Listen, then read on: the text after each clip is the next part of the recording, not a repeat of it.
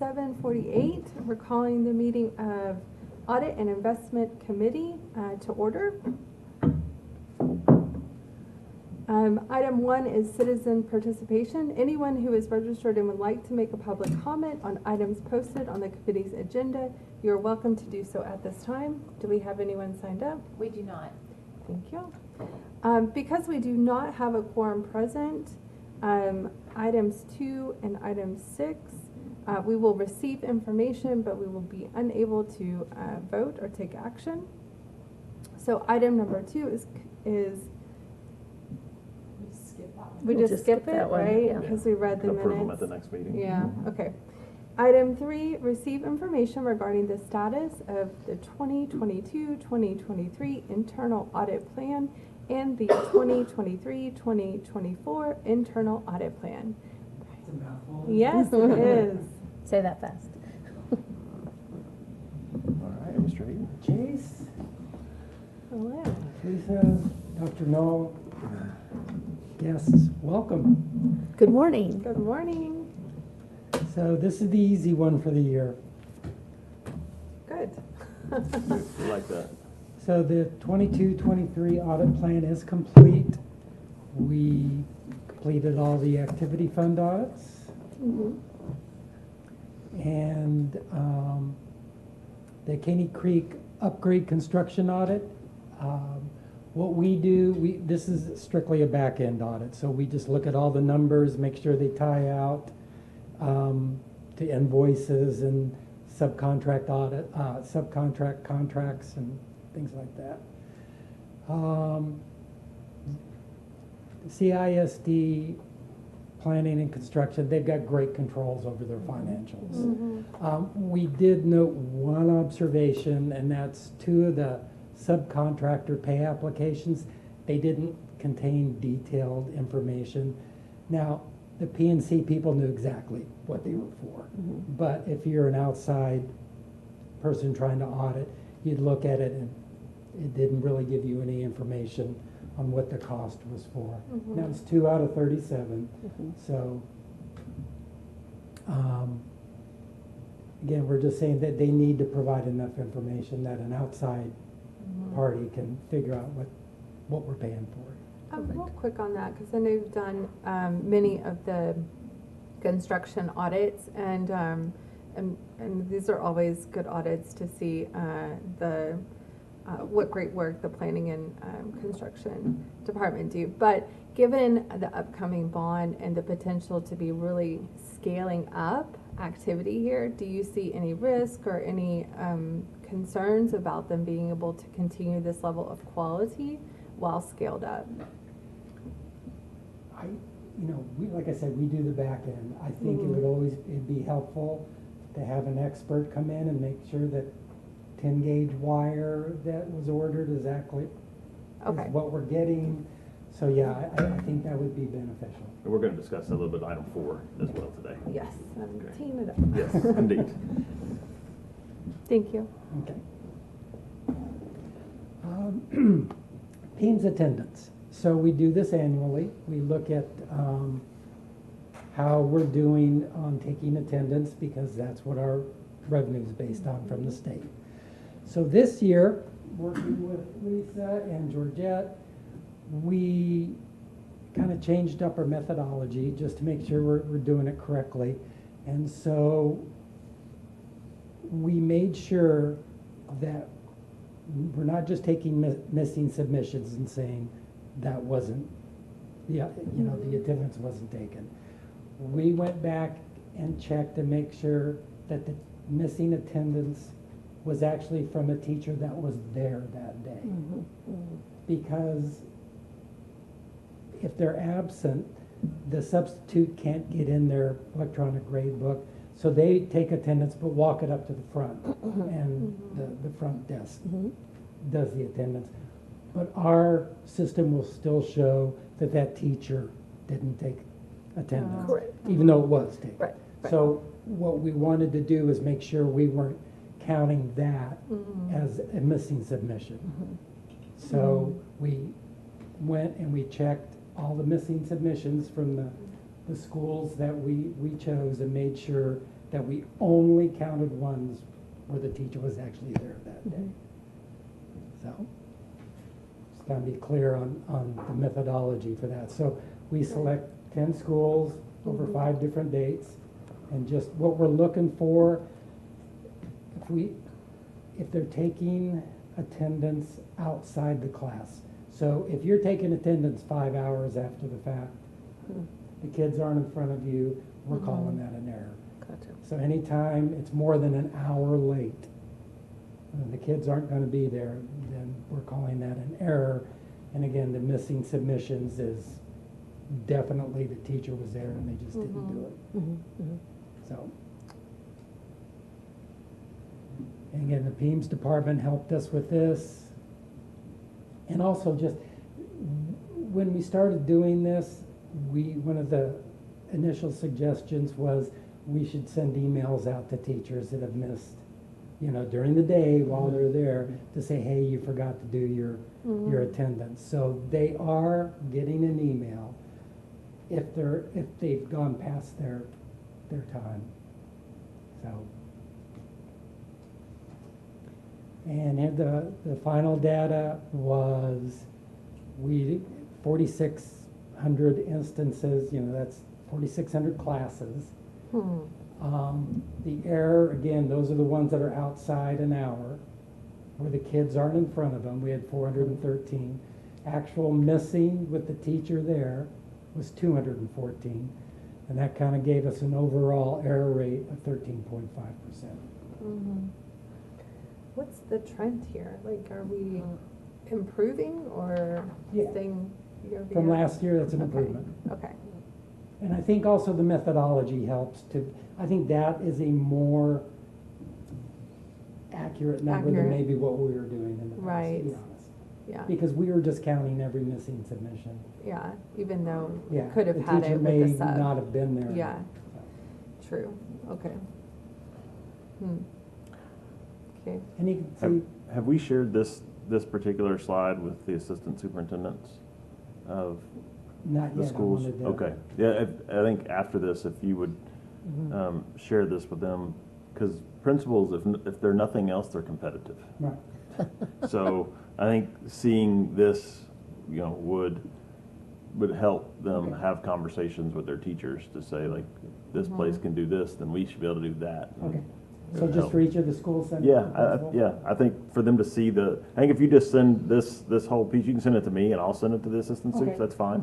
And then they can show and compare. I just think that helps. Great. Context, this is hard. It's hard on teachers. I agree. They're doing a million things and that's how they forget. And For we sure. continue to try to bring it Yeah. just to the forefront of their consciousness every day. But I think that might help Yeah. as well to see this. I think if you look at the missing, that's a pretty low number considering. Right. Yeah. They have so much on their plate. You So- still have to take it in. They do, and that's the Right. thing, and it's just helping them, Yeah. because in the moment, in the classroom, when there are 30 kids sitting in front of you and all the things to do, the attendance does not feel like a high priority. Yeah. We all understand that it has to be Mhm. because of Right. the weight that it carries and our ability to function as a school district. But in that moment, for a teacher, it doesn't feel that way. So it's Yeah. just trying to help them understand the gravity. Yeah. And error really is indicative of past that 1 hour mark. Mhm. Okay. So if your class, you're supposed to take attendance at 9, if you Yeah. took it at 10:30, we Uh-huh. counted that as an error. Right, but Because the kids were gone. by yeah. that point. Right. but it's not an error like saying you counted, Tim here and he wasn't. Like that's not Yeah. what you mean by error, just No. over the time Yeah, window. they just missed the time. And all we're looking at is, well, let me go to the next slide. So if TEA came in and did an Mhm. attendance audit, then that's, what we're trying to look at is what they would look at. Sure. Okay, so we're trying to mirror what they would do, so we're ready. Yeah. I guess in 14 years, it's never happened, but it could. But that's what they would be, they're not looking for oh, you missed it by 10 minutes.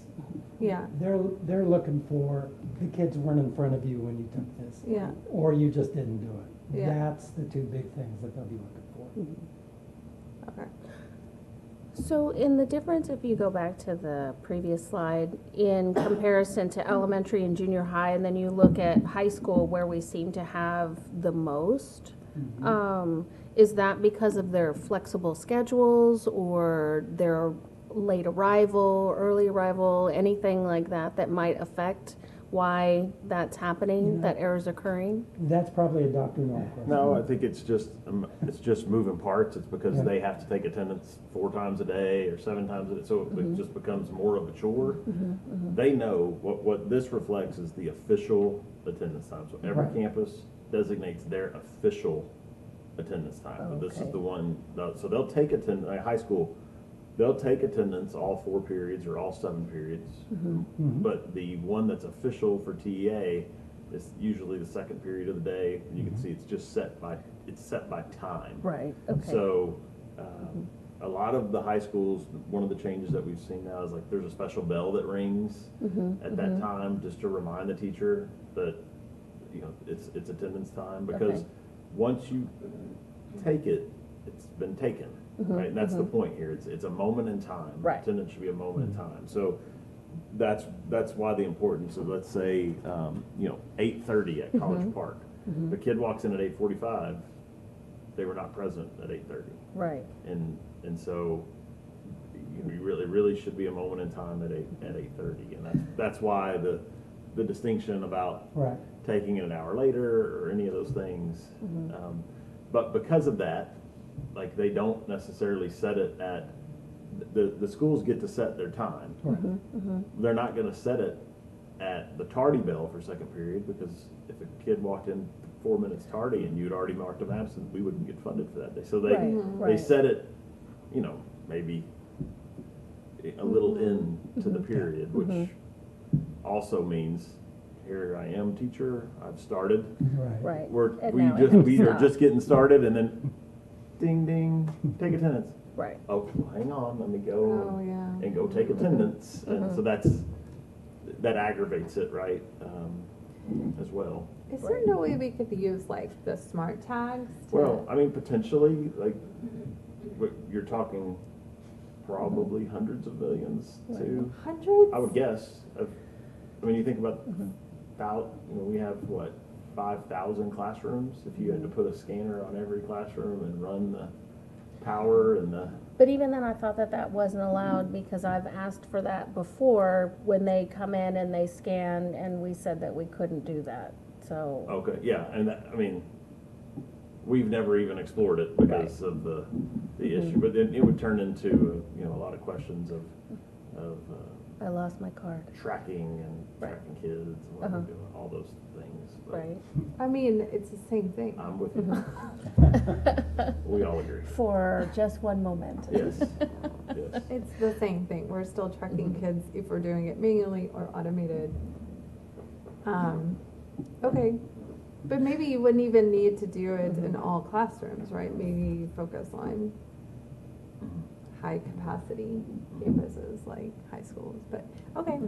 Yeah. I still wonder about the 8:30 a.m. though, because if you do have late arrival and somebody's tardy, we might be missing. Well, yeah, they set their time, so Right. it's their, I mean, Right. they know all their challenges and times, and they pick it, we don't make them pick a set time, so. So like 8:30 at College Park is 2nd period, probably 10 10 minutes minutes in. into the 2nd period. Right. And so for them, it's probably the balance of, if we wait longer, we'll be right in the middle of the class period, and we won't get it taken. So like, that's maybe the magic window when they talk to teachers about, hey, like, we can wait 10 minutes in, but then we've got to be able to get after it, and Right. if you push us back 30 minutes, we're going to be in the middle of instruction, and we're never going to remember to take attendance. All right. Okay. Any other questions on? No, thank themes? you. Okay, that's it for the 22-23 audit plan. It's done. Congratulations. Yay. Thank you. All right, New one. We've already completed one of the activity funds, so we're moving on that. Right now, we are in the last week of field work on the payroll audit. And you can see we're, look at overall control, segregation of duties. What we're not doing is what Weaver does in their financial audit. So they look at like, is this stuff coded correctly? Are we actually paying, the correct amounts? We're looking more at a process. We are doing testing, but a lot of this is process focused, looking at segregation of duties, how the process flow, what goes in between HR and payroll, does it make sense? And another thing that we're starting to do with this audit plan is we're flow charting all the processes and all the audits we do. Yeah. So that way, 3-4 years down the road, the next person that comes in to do an audit, they've got these flow charts. All they have to do is send them to payroll and say, tell us what's changed.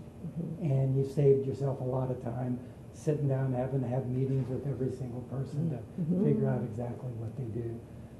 Plus, it can help the department themselves. If they have a new person, they can kind of let them look at those flow charts and get an idea of how things work. Great.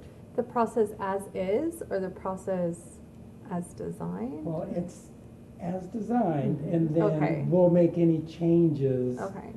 Because, yeah, we've already, we're identifying things. We go, oh, is this a control point? Should Yeah, it be? exactly. Is it informal or formal? And then, so once we're done, Okay.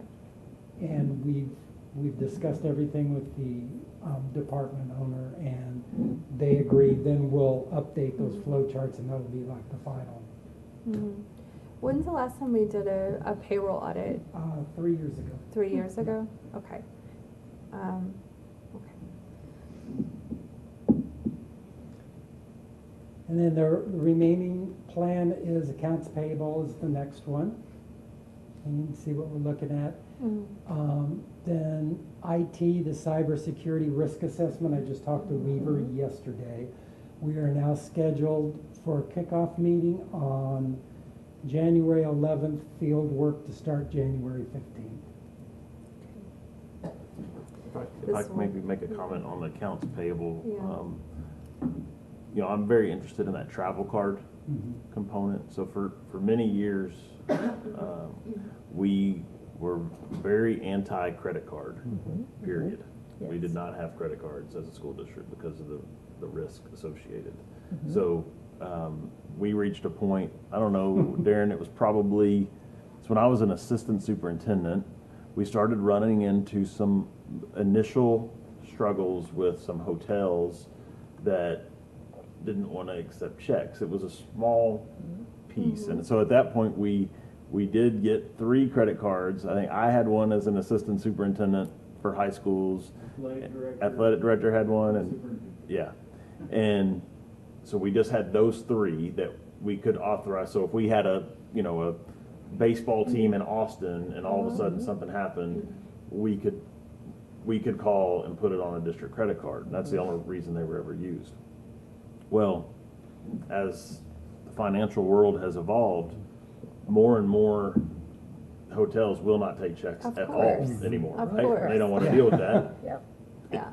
And so we've had to make an adjustment to that, and we've basically added a little team in finance to have these preloaded credit cards. Darren, maybe if you want to explain, or somebody to explain it. What's really unique about these cards, these travel cards, is they can only be, you put the pay codes that they can be used for, so they can only be used in a hotel. They can't, you can't take it and go to Walmart and buy a computer or anything like that. They can only be used at that hotel, so they have those specified codes in there. So, they're preloaded. When the employee goes there, they have the card. It acts like a credit card to the hotel, and it makes it so easy, on the employee for that. But they check them out each time, right? Yeah. Maybe just talk a little bit about the process. Yeah, single load. Rick, you want Yeah. to? Yeah. Rick's like really Rick's the involved guy? in it. He's the guy. So. Okay. So they go through a process where they fill out the authorization form, they come and check it out, then our team will load those with that particular amount that the hotel, that there's a purchase order that goes in before that. So whatever that amount is, we load it on the card, and then they go, and if there's any issues, they call us, we can go in online, and if we need to, for incidentals or something, we can Right. bump that up a little bit, whatever it is, $50. And so we're able to help out. It's been tremendous. And We they piloted bring all the that. card They bring it back when they return with their recaps, and so far, it's been good. Because Awesome. before we did that, we were basically asking employees to put it on their personal credit card Right. Yeah. and reimburse them. Yeah. And you think about it, you take a team to Austin, you might be putting $10,000 in. So everybody doesn't have $10,000 worth of No. room on their absolutely personal not. credit card, Or right? you show up at the hotel, Right. getting Right. ready to check in late, and you hand them the check, and they go, no. Yeah. Yeah. So, Or can you spread it out over 3 cards? we just started now, September Yeah, 1. We started with it being student travel, and we did Yeah. that last spring, and then we've evolved it all the way into individual employee travel. So, how many of these cards do you have? Well, we have quite a few that we have stored, but so far, since they're bringing them back, have only had to use a few. So we've probably got maybe 100, but they all have zero balances on them, so they're not active Right. until we actually Until go you in load and them. activate them for each travel. I mean, to be honest, it sounds like a lot of effort It to is. go through. It is. But we want to make sure we have the controls in place But to be behind honest, us. the Right. effort that we had with checks, Yeah. when the employee would go Oh, that there, sounds like Yeah. a terrible Yeah. idea Yeah. as well. It's saving us Yeah. time. Yeah. Right. Overall, we're saving time Uh-huh. and money. 100%. Using, having to install this little process, because the process we had before just was not working. Right. And we don't have, just like to go back to the previous conversation about these credit cards, like, I don't have a district credit card. I don't know if the assistant soup still has one for emergencies. For Nobody COVID. has. Nobody has it Right, anymore. so we Because don't. there's no need, or like, I don't know how Well, much. they were primarily with the assistant suits for that travel purpose, when that coach would get there with, we're just using Dick for example, you would get there with those students, they would have that the assistant suits would have that credit card, Right. but now they have the travel card. They have a direct line to our travel people. If they're there, something's wrong with that travel card, we can get on the computer, from home if we have to, if it's late at night, and fix that card for them. Right. So, That so the is need for wild that, to me. the need for that card is no longer there.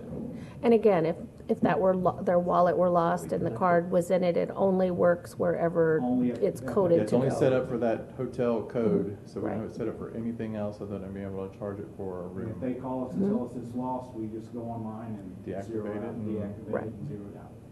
Very good. So it's probably overkill, but that's kind of Yeah, how we that's operate, what right? I comes mean, in that's- my, in my head, but, We'd They rather- had to twist my Okay. arm Yeah. to Right? I tell Karen all the time, the worst thing to ever, pass travel cards, to get into the full P card where everybody in the district does it. exactly, yeah. No, we don't, We wanna go don't, that I mean, we far. don't do that for our P cards, We right? do No, not we have have P P cards. cards. You do not have P cards at We do all. not. So, Just the travel. what if someone in maintenance needs to get something quickly They have a at PO Home system. They have a PO Depot? system They have a set up. They PO have to system. open up a PO, They get have it open- approved. They have open. They have yeah. open. They have it, they So if have they need to just go Home a, Depot, and they have it open, they do an internal they have an order. open. Yeah. All right, not what I'm used to be honest, but, okay, sure. Thank you. Yeah, so anyway, I'll be because that's a newer program for us, I'm gonna be as interested Yeah. to see how that's functioning. Mm-hmm. I think it's great. And then the rest of the audit plan is field trips. Again, that's $1 million a year. So, the new hometown athletic ticketing system. It'll have been in use for a year, so we're gonna look at all the controls around that, and then we'll do the child nutrition follow-up. Band inventory, it's already that time again. So high school's in May, everyone else in November. We'll do the maintenance follow-up, do the annual PEMS. We'll do another construction audit, and then if we have time, we're gonna do the print shop. That's kind of, for me, the lowest risk of what's left on the audit plan. So we got a lot on our schedule, but if we can get that in, then we're gonna do that as well. And that's it. Any questions? No, I really like the audit plan for this Mhm. year. I think especially the payroll audit is so important given the percentage of our costs that go to payroll. I Mhm. think, will be good to get that comfort, right? Right. That things are operating in control there. Mhm. And a new And director. Ms. Chase, also Yes, our, and a our new director director. left. Yes, Right. that's Yeah. right. Perfect timing Yes. for the new director coming in. Right. Yes. And we're getting down into the weeds on the process. Good, very good. Awesome. Okay, thank you. All right, thank you. So item 4 is, receive information on potential independent program analysis of planning and construction to verify best value processes and procedures. All right, well, this is, I think, an exciting topic. So, you go back in 2019, our last bond cycle, just through conversation with some members of our community, they asked us, how do we know we're getting the best prices that we can get on our items? And we've seen, and we hear through Mr. Hayden's presentations, and we've also done independent outside audits of our construction processes, that we feel very confident that we get what we pay for. Mm-hmm. So, that's done on the back end. But on the front end, how do we know that we're getting that guaranteed maximum price that we're getting is the very best price that we could have secured in the market?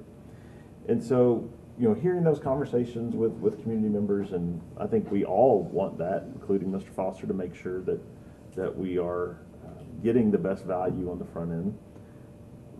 For this bond cycle, what we're proposing is not an external audit on the back end, because we've kind of proven that we have good systems there, but really to look at our planning construction department on the front end and have someone independent come in, independent but an expert that understands all the laws associated with school construction and that we must follow, and our procurement processes, and really come in and just look at our department overall to see that we are getting best value. And so we've kind of continued to evolve this thinking and thought process, and Darren and I talked about it, and we had opportunity to speak to Ms. Chase about it.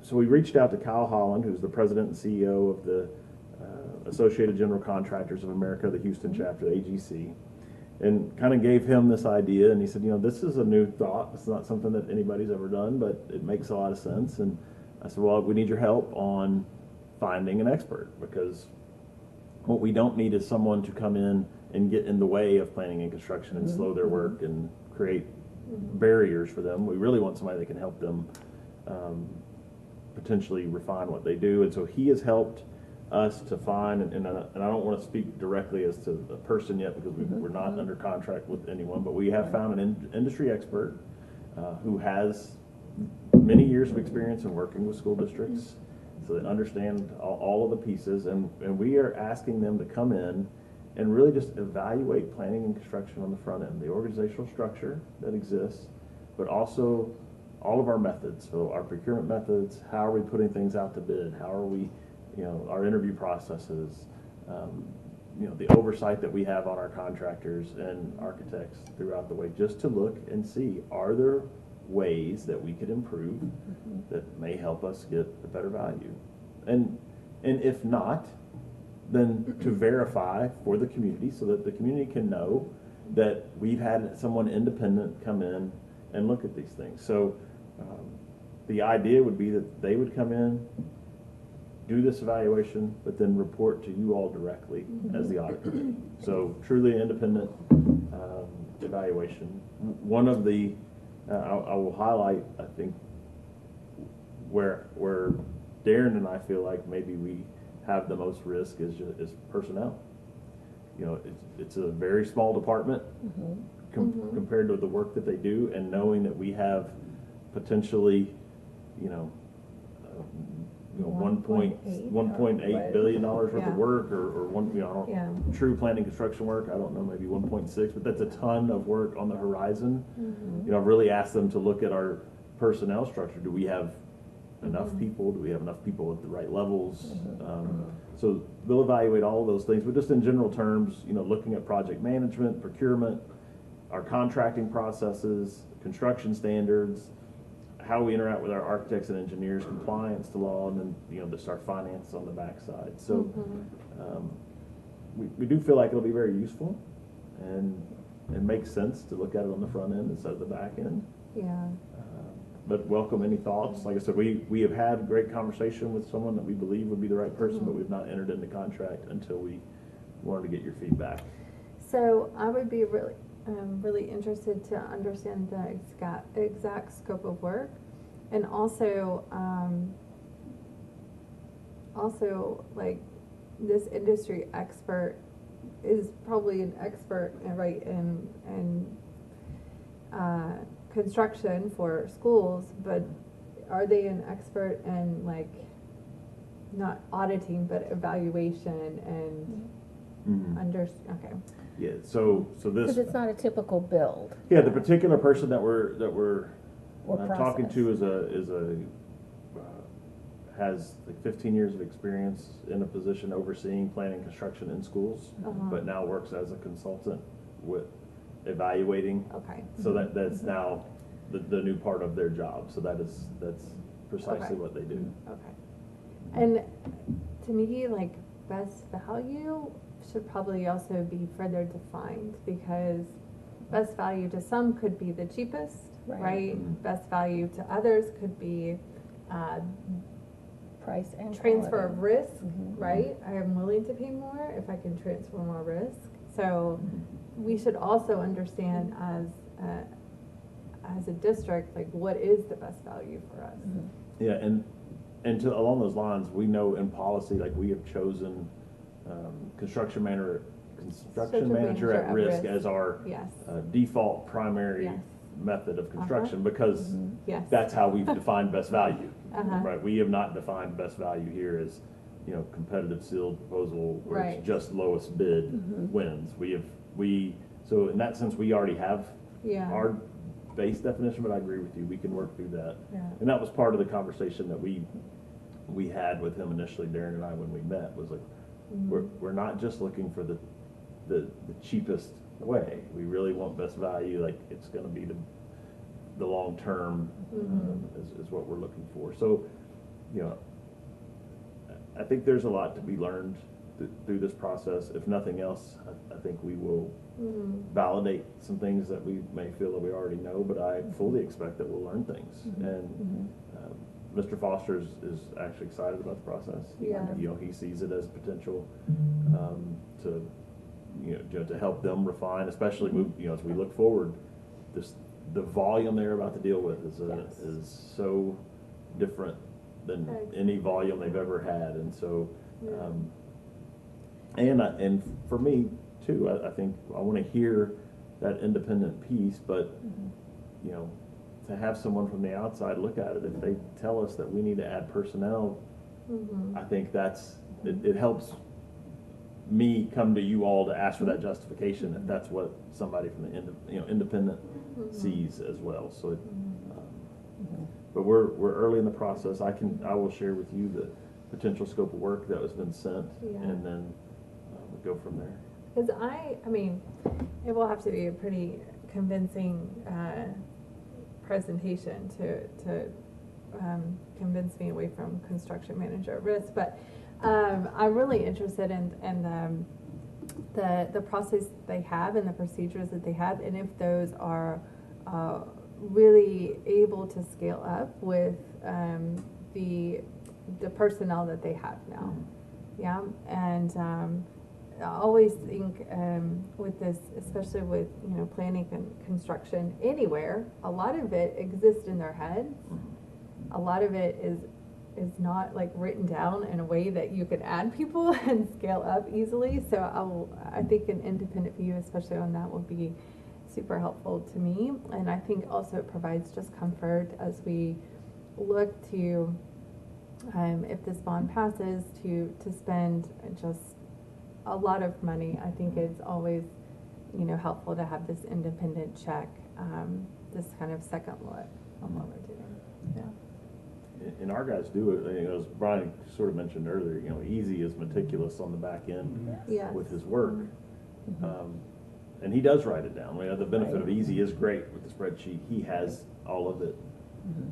But our risk is he is Yeah. the one, you know, if he were to leave, if he, you know, and then are we going to reach a point with volume here moving forward that just one person cannot manage that level of, even as great as he is, it just may be more than one person can manage. Do we need more at that level that can handle I that mean, ability level? to be honest, something I've learned here over the last 3 years in this trustee position is this district has an overall key personnel risk. Yeah, like I would say probably outpaced than what other districts face because you are so lean. You really have a key personnel risk, and definitely planning and construction, that risk exists there and will become even, you know, the stakes will get even bigger, right, with this bond, so Okay. I fully support. Yeah, well, we're excited about it. Like I said, Ms. Chase, I will send you the scope of work just so you can, as the chair of this committee and also just as an audit expert yourself, just to let you look at it and see what we, you know, if there's things that you would want to change, and then we'll continue the process of properly procuring this person, and then we'll share with you all more information. Okay. Okay, thank you. All right, item 5, receive investment review and results update. Hi, Ms. Garza. Good morning. Good morning. Morning, Chairman Chase, member of the committee, and Dr. Dahl. It is my pleasure this morning to present you with our annual investment update. So this morning we're going to share a little bit about the district's investment strategy. We're going to look at some trends in our general fund portfolio composition and revenue trend over the last 5 years. We'll share some information on our combined portfolio composition, and then we'll look at some benchmark analysis and take any questions or comments that you may have. So what is our district's investment strategy? Our strategy is to invest in our operating funds in the state pools with Wood Forest National Bank in commercial paper and then short-term government securities with a maturity of 1 year or less. We have identified $50 million of unassigned fund balance that is currently being managed by TCG Investment Advisors, and they have created a 36-month investment ladder for us. So this is the composition of the general fund portion of our portfolio over the last 5 years. We'll be concentrating on the bar to the far right on this chart. In the gray at the bottom in the 2023 column is our agencies at $16.6 million. That represents 8.91% of our portfolio. In the yellow is our money market account with Wood Forest National Bank. You will see a pretty significant increase in that balance from fiscal year 22 to 23, and that is a result of our depository contract that we renewed last year, and they gave us that attractive rate on that money market, which is 90-day T-bill plus 25 basis points, so we're definitely taking advantage of that rate, so that's why you see that increase there. That's $76.3 million. In the light blue is our municipal bonds at $5.1 million. That's 2.74% of our general fund portfolio. And then the green is our state pools at $56.5 million. That is 30.25%. And then finally in the dark blue is our treasury securities, and that is at $32.2 million, 17.25%. So total par value in the general fund, $186.9 million. So this is our interest revenue over the last 5 years, and as expected, significant increase in fiscal year 23 with the rate increase. We're ending the year at just shy of 11.4 million in interest revenue. Compared to fiscal year 22, we were at 1.47 million. This is our combined portfolio at 8/31. This includes all funds. This includes the general fund, our debt service fund, all of our capital projects funds. Total par value is $433.3 million. Weighted average maturity of 48 days. And of course, the largest portion is in the state pools at $302.9 million. And then again, our treasury securities, 32.2, agencies at 16.6. Our money market at 76.5, and then our municipal bonds at 5.1. The combined portfolio at 8/31 is yielding 5.11%. And then our T-bill, the 90-day T-bill is our benchmark that we compare ourselves to, is at 5.29%. So this is our benchmark analysis. You hear this every month at the board meeting, how we compare our portfolio performance overall to the 90-day T-bill. The blue line is the 90-day T-bill, the green line is our portfolio, and we have been playing catch up for quite some time. As expected, there have been 11 rate increases by the Fed since March of 2022, so it does take the pools about 60 to 90 days to catch up to that rate increase, so we are constantly playing catch up. We have seen that gap close some. At 8/31, we're at 5.11 compared to 5.29. That is our update. If you have any questions or comments. I would just say, I mean, the district and the community has really benefited from, you know, before our time, board's guidance in this space, right? To really use our money wisely and get some benefit out of it. And so I'm just grateful for past boards' skill sets in this area that helped get us to this place. Absolutely. Yeah. Yep. Thank you. Okay. All right. Item 6 is okay. So we don't have a quorum, so we will be able to receive information on the Conroe ISD investment policy, but unable to consider or approve.